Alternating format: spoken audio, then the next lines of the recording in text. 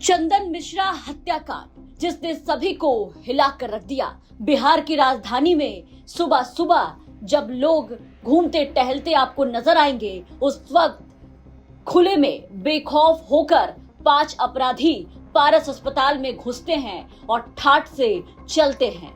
सीधा घुसते हैं कमरा नंबर 209 की तरफ। कमरा नंबर 209 के पास पहुंचते ही पांचों अपराधी पॉकेट से पिस्टल निकालते हैं और फिर वार्ड में घुसकर सीधे सबके सामने चंदन मिश्रा की हत्या कर बड़े आराम से निकलते हैं और बेखौफ होकर एक एक करके चलते बनते हैं।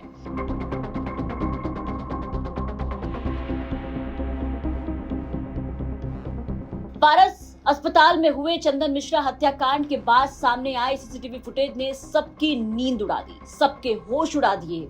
सुशासन राज, शासन प्रशासन सबको सवालों के कटघरे में खड़ा कर दिया। सवाल अस्पताल पर भी, अस्पताल की सुरक्षा व्यवस्था पर भी, अस्पताल के सुरक्षा गार्ड पर, हर एक उस इंसान पर जिसने इन पांचों को ही रोकने की कोशिश नहीं की।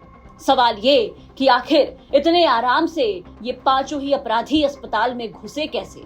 अस्पताल में घुसते के साथ पिस्टल निकालते हैं और मारकर फरार हो जाते हैं, लेकिन निकलते वक्त भी कोई इनको रोकने की कोशिश नहीं करता है और चुपचाप इतनी बड़ी घटना सूबे के सबसे बड़े अस्पताल में घट जाती है।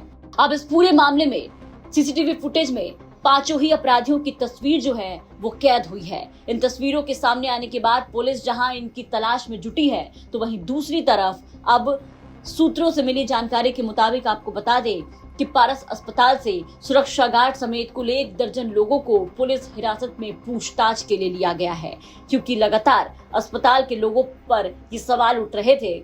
आखिर जिस अस्पताल में किसी पेशेंट के परिजन को घुसकर मिलने और हंगामा करने तक की आजादी नहीं होती है, उस अस्पताल में इतनी बड़ी घटना हो जाती है, तो सारे के सारे सुरक्षा कर्मी जो अस्पताल की सुरक्षा में मौजूद रहते हैं वो कहाँ थे?